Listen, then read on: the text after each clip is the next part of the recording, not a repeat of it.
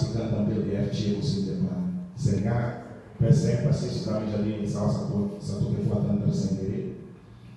Kalau kita mau dapat nilai di sini, kita harus bekerja sangat luar biasa, harus efektif dalam bermain dan mengurangi sebisa mungkin kesalahan-kesalahan di sektor pertahanan kita, karena PSM punya pemain-pemain yang cukup baik di depannya.